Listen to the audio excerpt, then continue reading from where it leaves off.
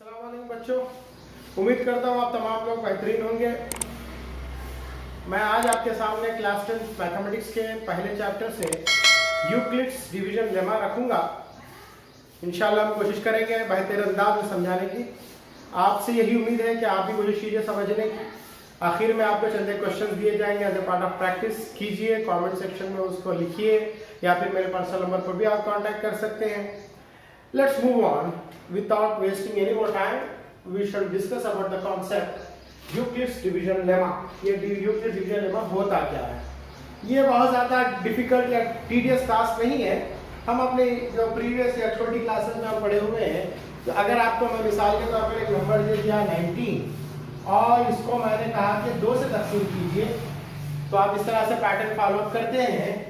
2 9 18, 1 बच गया और ये आपका रिमाइंडर हो गया।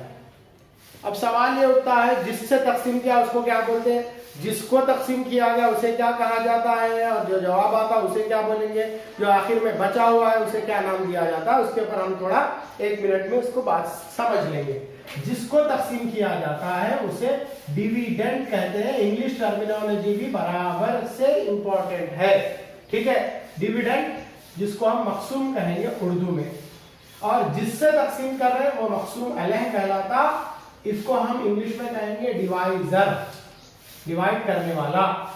और जो जवाब आता है उसको हम कहेंगे क्यूशन। क्यूशन को हम उर्दू में कहते हैं खारिजे किस्मत। और जो चीज बच जाती है उसको कहा जाता है रिमाइंडर, और इसी को उर्दू में कहेंगे बाकी। ये चीजें आपको मालूम है वैसे भी। अब यहाँ पर उसके अल्फाबेट्स दिए जा रहे हैं। डिविडेंड को हम यहाँ पर स्मॉल ए से जाहिर करेंगे, और डिवाइजर को स्मॉल बी से, क्यूशन को स्मॉल क्यू से, और रिमाइंडर को स्मॉल आर से हम जाहिर करेंगे। तो मेथड जो डिवीजन एल्गोरिथम बोल के आप पढ़ते थे अब तक, वही है डिवाइजर या dividend equals to divisor into quotient plus reminder.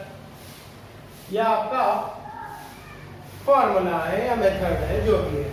अब मैं बात करूंगा इसको उर्दू में लिखने की। इसी को मैं उर्दू में ऐसे लिखूं कि मकसूम मसावी मकसूम अलह ज़रब खारिजे किस्मत जमा बाकी। ये हम पढ़ चुके। वेर जहां पर लिखना पड़ेगा वेर। अच्छा, इसको अल्फाबेट्स में दे देंगे। अल्फाबेट मकसूम को मैं नाम दिया ए, मसावी मकसूम अलह बी, खारिज किस्मत क्यू, प्लस वाला ये रिमाइंडर का हो गया। वेर जहां पर लिखा जाएगा वेर। अच्छा, हम रिमाइंडर की बात करेंगे। ये जो बाकी है, यहां बात कर रहा हूं मैं, देखिए ये जो बाकी की वैल्यू है, आर की वैल्यू, ये 1 है। हमेशा 1 ही रहती। क्या बोले तो कुछ भी हो सकती है, it depends upon the question. तो रिमाइंडर की वैल्यू 0 भी आ सकती और 0 से बड़ी आ सकती, 0 से छोटी नहीं आती। -2 -3 -4 कभी ऐसा देखिए आप, रिमाइंडर -5 आ गया या बाकी -10 बच गया। माइनस में नहीं बचता, या तो 0 आता है या 0 से बड़ी कीमतें आती। इसलिए कहा जाता है कि या तो 0 आएगा या 0 से बड़ा आएगा, ग्रेटर देन और इक्वल्स टू 0। आर की वैल्यू जो बाकी की कीमत है वो 0 से बड़ी होगी या 0 के मसावी होगी, 0 से छोटी नहीं हो सकती। और एक थिंग, ये जो आर की वैल्यू है जिसको आप रिमाइंडर कहते हैं, वो हमेशा मकसूम अलह से छोटा ही होता है। अगर मकसूम अलह से बड़ा हो गया तो और एक बार डिवाइड कर लेते हम। मिसाल के तौर पे यहाँ 1 नहीं बच के 3 बचता समझो मिसाल के तौर पे, तो क्या हम 3 का बाकी है बल्कि छोड़ देते? नहीं छोड़ते, हम करते और एक बार 2 1 2 बोल के करके 1 बचा बोल के हम लिखते। मतलब ये कि रिमाइंडर जो है, जो बाकी है, वो हमेशा इस मकसूम अलह से छोटा होता, that is small b, less than small B.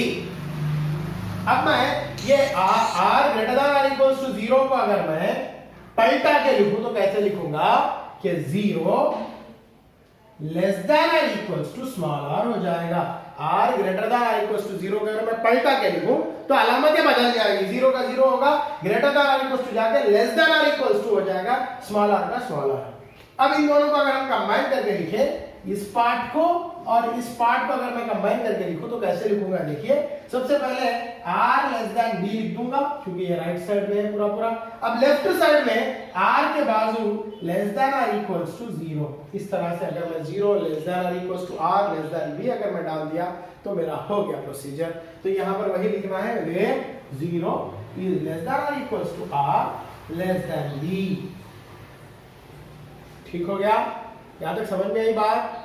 कुछ भी डाउट है तो आप कमेंट सेक्शन में कमेंट करके पूछ सकते हैं, आप पर्सनल नंबर पर भी कांटेक्ट कर सकते हैं। ये हो गया डिवीजन, यूक्लिड का डिवीजन लेमा।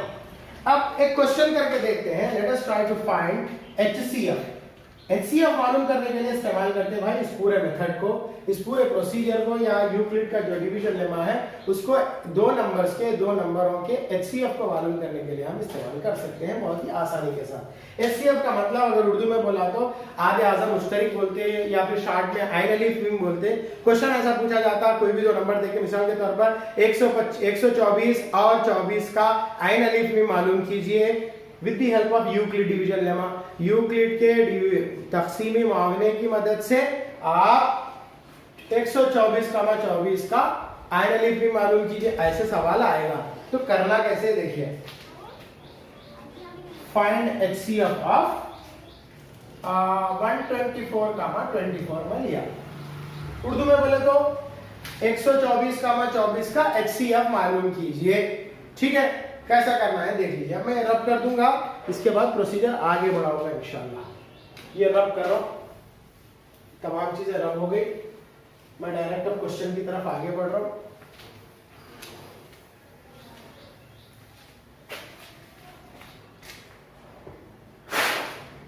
हाँ, हमें मालूम करना है 124 का आइन अलीफ मीम, इसको आद आजम मुश्तरिक भी बोलते हैं, जिसको HCF भी कह सकते हैं आप।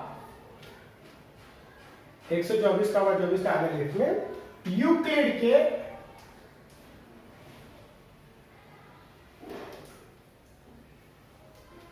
तक़सीमी लेमा, तक़सीमी मसला या तक़सीमी उसूल, ठीक है, से मालूम कीजिए, की मदद से मालूम कीजिए, ऐसा बोला। सबसे पहले आप क्या करना, सबसे पहले यूक्लिड्स डिवीजन लेमा लिख लेना। यूक्लिड्स डिवीजन लेमा क्या है?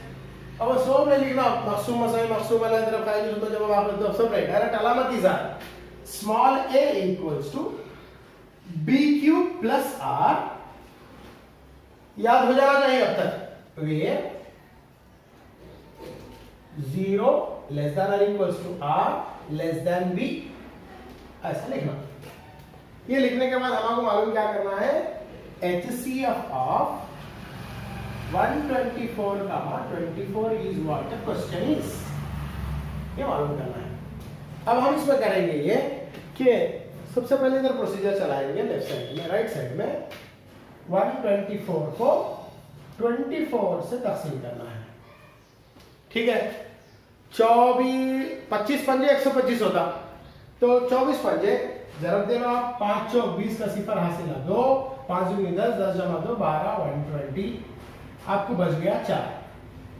ठीक है, तो आपको लिखना वो स्टेप क्या करें आप, सबसे पहले आप लिखे 124 इक्वल्स टू 124 को 24 जरा 5 करके 24 जरा 5 करने पर बाकी 4 हासिल हुआ। आप जरा देखे कर लो, वही आता 25 24 पंजे 120, 120 जमा 4 124 ही होता, नंबर बराबर टैली हो जाता।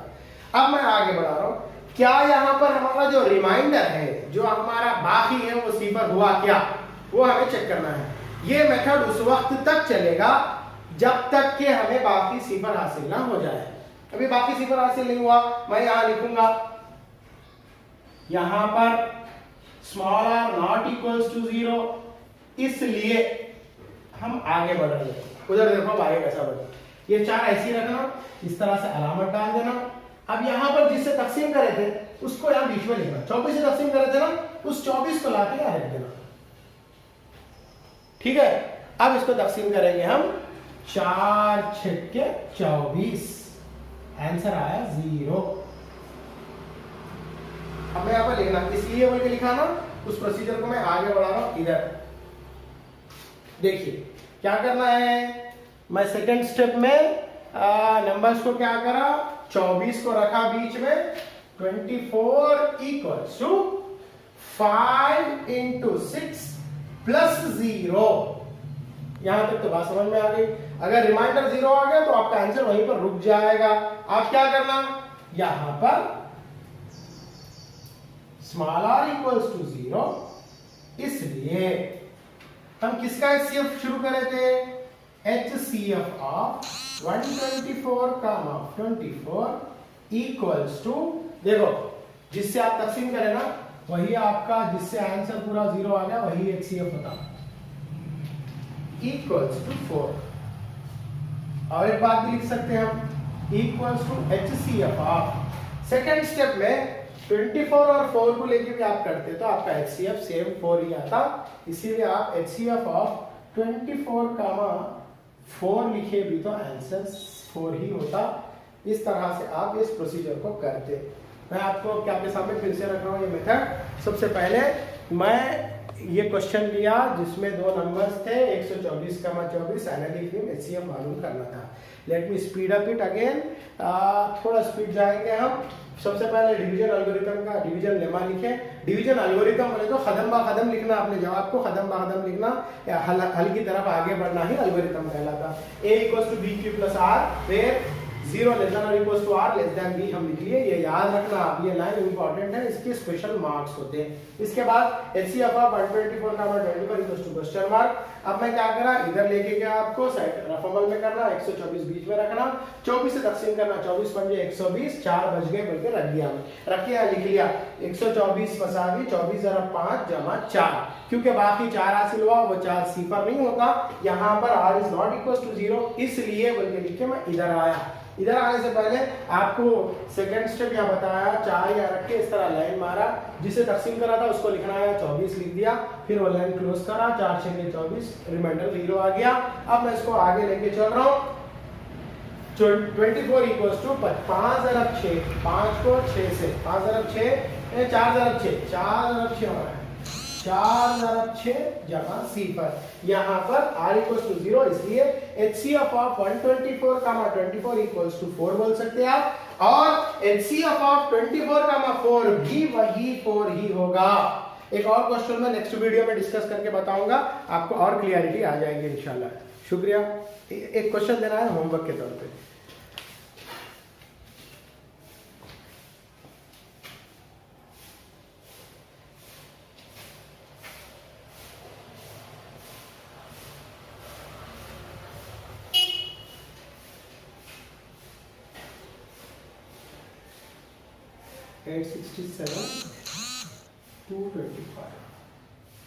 ये 2 क्वेश्चंस हैं आपके as a part of homework, कीजिए और मुझसे अपने जवाब शेयर कीजिए। अस्सलाम वालेकुम।